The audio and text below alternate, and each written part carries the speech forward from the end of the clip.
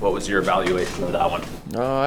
I liked a lot of our game tonight. I really did. I thought we were competitive 5-on-5. We limited them to, they had a few good chances for sure, but I thought we kept their shot attempts down at times. We did a pretty good job in that category, and then we stayed in it. That was the most important thing for me, was we had the opportunity on the power play at the end to get us into the game or to get us into overtime, and the guys found a way to get it done there. Any update on Sam?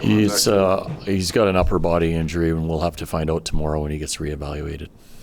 We've asked about him, it feels like, so many times because he's really been establishing momentum, especially on that line. And so not knowing what the prognosis is, how disappointing is it to see him hurt on kind of a collision? Yeah, it's a tough one. I mean, he's done a lot of great things for our team. So as I said, we'll see what happens with him tomorrow, but he brings a speed element to our team, and it's an important aspect that I feel like helps drive a line when he's on the ice. He became a really good penalty killer for us, so he's come a long way in the short period of time this year. So again, hopefully we get some decent news tomorrow.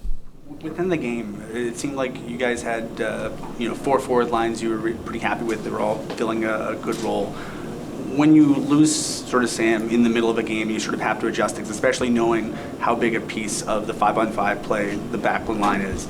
How do you approach that as a coach? Is just sort of trying guys out on the fly and sort of seeing what gets results, or? No, well, it started with Farabee with Coles and Bax, because he's kind of the other guy that we look to be a hard guy to play against and shut down other teams' top lines. And then he ended up bouncing around a bit because Naz and Joel have had some pretty good chemistry offensively as well, so we were looking for that goal that we had to have, so we put him back there a few times. And then the last point of that, I guess, is Adam Klapka's done a good job lately of going to the net hard, and when you need a goal, he's got to be a presence for us. And again, when you look at the goal that we did score, he was the guy that was standing right at the front of the net to allow the rebound to go to Matt.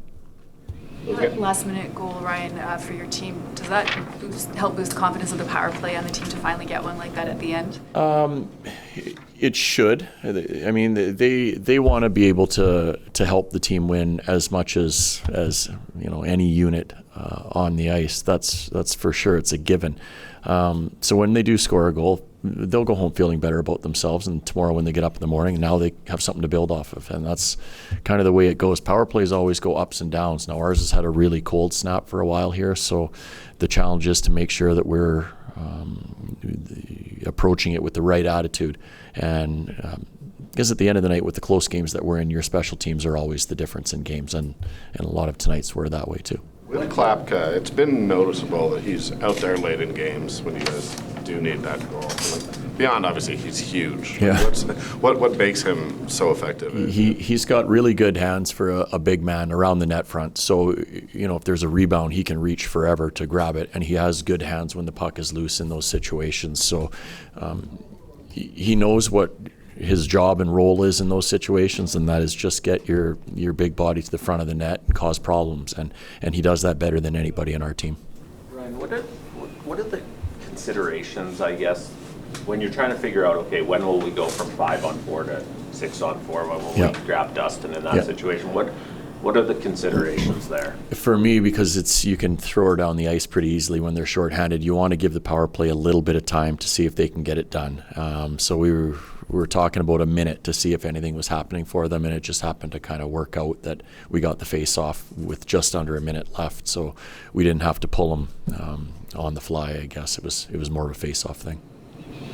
How would you assess Roy Cairns' game in game number 2, and what kind of things are you wanting him to work on while he's up here? Yeah, I thought Rory was fine. I liked his prior game better.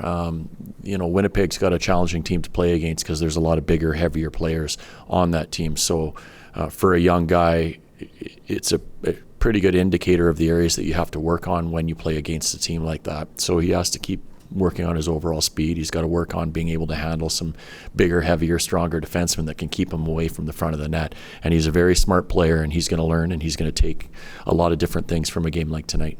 Obviously, you're not relying on Ball and Bean to get 30 goals, but just for them to contribute, how important is it? The shots for our team over the last little while have helped us generate offense, so we're asking our guys in the back end to shoot more. Jake's just put it to the net, went off one of their sticks. The other one was the shot from Baller. There was a lot of traffic at the front of the net from both Lomberg and Frost was skating through that area. So we have to continue to shoot the puck from the point, from everywhere, and make sure we're hungry for rebounds.